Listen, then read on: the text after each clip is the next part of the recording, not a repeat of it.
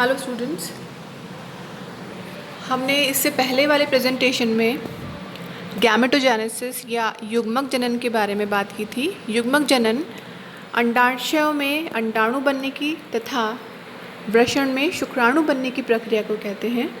हम इससे पहले अंड जनन के प्रक्रम को पढ़ चुके हैं, जिसमें अंडाशयों में जनन उपकला से अंडाणु का निर्माण होता है।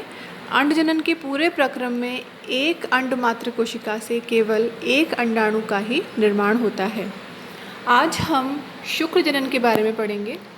शुक्र जनन को हम दो अलग अलग अवस्थाओं में, दो अलग अलग स्टेजेस में डिवाइड करके पढ़ते हैं। पहला जो स्टेज है वो कहलाती है स्पर्मेटोसाइटोजेनेसिस, जिसके द्वारा गोल अगतिशील स्पर्मेटोसाइट्स का निर्माण होता है। इस प्रक्रिया के दौरान गुणन अवस्था तथा वृद्धि अवस्था दोनों काम आती हैं। इनमें समसूत्री विभाजन होते हैं तथा कोशिकाओं की वृद्धि होती है। दूसरी जो स्टेज है उसे हम कहते हैं स्पर्मियोजेनेसिस। स्पर्मियोजेनेसिस की प्रक्रिया वह क्रिया है जिसमें गोल अगतिशील स्पर्मेटिड्स, या जिसे हम स्पर्मेटोसाइट्स कहते हैं, ये अपने आप को कायंत्रित करते हैं। इनमें डिफरेंशिएशन होता है तथा स्पेशलाइजेशन होता है, और जिसके फलस्वरूप एक छोटा गतिशील शुक्राणु बनता है। तो हम इसके प्रक्रम के बारे में पढ़ते हैं।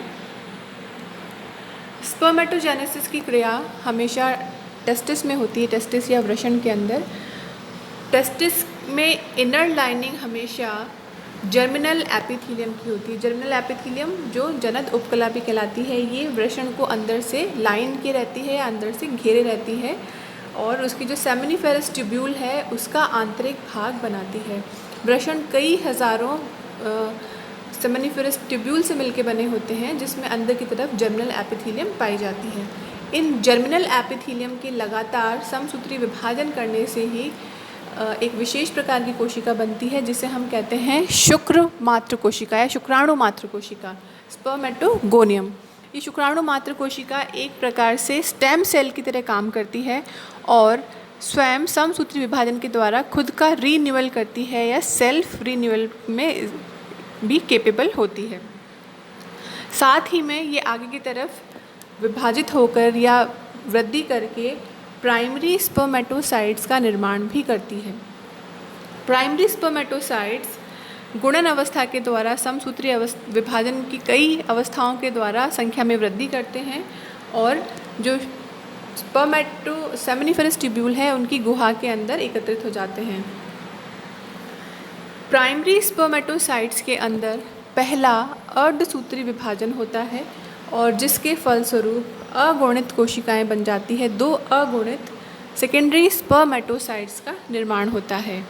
इन दो सेकेंडरी स्पर्मेटोसाइट्स में दोबारा से दूसरा अर्धसूत्री विभाजन होगा, और परिणाम स्वरूप टोटल 4 अगुणित स्पर्मेटिड्स बन जाते हैं। अर्थात एक सेकेंडरी स्पर्मेटोसाइट से 2 पुत्री कोशिकाएं बनी हैं, जिसे हम कहते हैं 2 स्पर्मेटिड्स बने।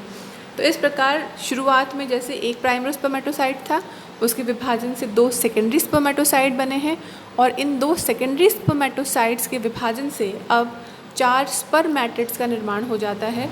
ये स्पर्मेटिड्स गोलाकार होते हैं, आकार में काफ़ी बड़े होते हैं। इनमें काफ़ी साइटोप्लाज्म पाया जाता है तथा लगभग सब प्रकार के कोशिकांग पाए जाते हैं। इस प्रकार की स्पर्मेटिड्स विभेदित नहीं होते हैं, गति करने में सक्षम नहीं होते हैं। इन कोशिकाओं से एक गतिशील शुक्राणु को बनने में जो प्रक्रम लगता है, जो समय लगता है, जो प्रोसेस लगता है, उसे हम कहते हैं स्पर्मियोजेनेसिस। स्पर्मियोजेनेसिस की प्रक्रिया में स्पर्मेटिड्स के अंदर जितना भी एक्स्ट्रा साइटोप्लाज्म है, वो साइटोप्लाज्म लगभग त्याग दिया जाता है, लुप्त हो जाता है। इसके अलावा एक्स्ट्रा आरएनए, प्रोटीन, वो भी लुप्त हो जाते हैं, और जो भी कोशिकांग शुक्राणु में आवश्यक हैं सिर्फ वो कोशिकांग रह जाते हैं। उसके अलावा सारे लगभग त्याग दिए जाते हैं या कोशिका से निकाल दिए जाते हैं। कोशिका में पाया जाने वाला जो गोल्जी काय है वह कंडेंस होकर, या कह सकते हैं कि संघनित होकर, एक छोटा आवरण बना लेता है जो केंद्रक के आगे पाया जाता है, जिसे हम कहते हैं एक्रोसोम। केंद्रक स्वयं संघनित हो जाता है। इसमें जितने भी एक्स्ट्रा प्रोटीन या एक्स्ट्रा आरएनए प्रेजेंट होता है वो सब इसमें से त्याग दिया जाता है और ये केंद्रक भी संघनित हो जाता है। और इसमें हिस्टोन प्रोटीन, डीएनए के साथ हिस्टोन प्रोटीन की जगह पर प्रोटेमिन्स प्रोटीन जो है वो जगह ले लेते हैं, इसके स्थान पर आ जाते हैं और डीएनए को और टाइट कॉइल्ड कर देते हैं और ज़्यादा संघनित कर देते हैं। केंद्रक के पीछे की तरफ 2 सेंट्रियोल्स खुद को व्यवस्थित कर लेते हैं। इनमें से जो दूरस्थ सेंट्रियोल होता है उससे एक तंतु का निर्माण होता है जिसे हम कहते हैं एक्सोनीम। ये एक्सोनीम आकार में लंबा होता जाता है और एक तरह से शुक्राणु की पूंछ का निर्माण करता है।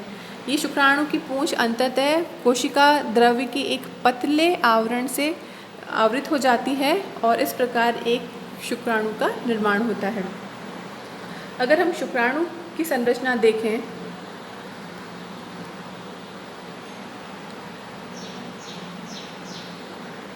शुक्राणु की संरचना को हम अलग अलग 4 भागों में बांट के पढ़ते हैं। पहला इसका हेड, दूसरा नेक, तीसरा मिडल पीस तथा चौथा है इसका टेल या पूंछ वाला हिस्सा।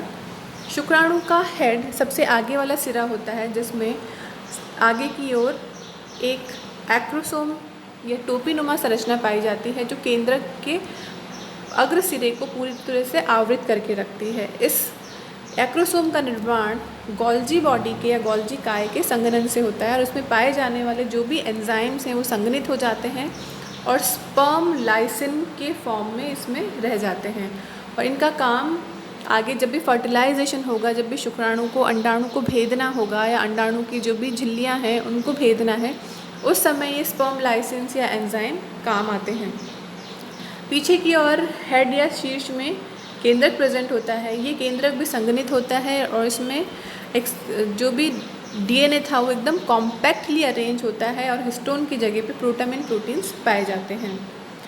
हेड के पीछे की तरफ एक छोटी नेक प्रेजेंट होती है, संकुचित संरचना होती है। इस नेक के अंदर 2 सेंट्रियोल पाए जाते हैं। एक सेंट्रियोल जिसे हम प्रॉक्सिमल सेंट्रियोल कहते हैं या अग्रस्थ सेंट्रियोल कहते हैं, ये केंद्रक के पिछले हिस्से की खांच में स्थित रहता है, जबकि दूरस्थ या डिस्टल सेंट्रियोल जो है वो पीछे की तरफ होता है और वो एक तरह का एक्सियल फिलामेंट का निर्माण करता है।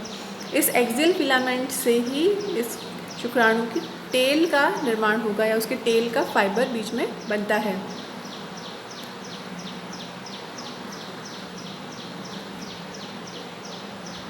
नेक के पीछे की ओर जो स्ट्रक्चर पाया जाता है उसको हम मिडल पीस कहते हैं।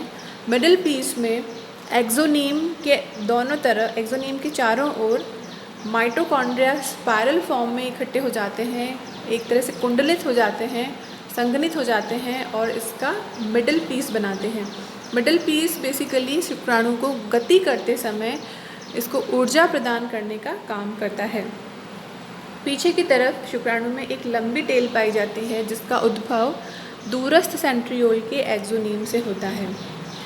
पूरे शुक्राणु के ऊपर कोशिका द्रव्य का एक बिल्कुल पतला आवरण प्रेजेंट होता है जिसको हम मैंचेट भी कहते हैं। इस पूरे प्रक्रम के दौरान या शुक्राणु के बनने के दौरान जब शुक्राणु स्पर्मेटिड से बनता है, स्पर्मेटिड जो कि एक गोलाकार कोशिका थी जो अगतिशील है, जिसमें पूंछ नहीं पाई जाती और लगभग सब प्रकार के कोशिकांग पाए जाते हैं, उस स्पर्मेटिड से एक गतिशील शुक्राणु को बनने में, विभेदित होने में कई सारे कोशिकांगों को त्यागना पड़ता है। काफ़ी साइटोप्लाज्म इसमें से निकालना पड़ता है जिससे कि इसका वेट कम हो सके, जिससे कि कॉम्पैक्ट हो सके और इसमें फर्टिलाइजेशन के लिए और आगे भ्रूण बनने के लिए जो चीज़ें आवश्यक है सिर्फ वही चीज़ें इसके अंदर रह सके। तो इस प्रकार से एक स्पेशलाइज्ड सेल बन जाती है, एक युग्मक बन जाता है जिसे हम कहते हैं शुक्राणु।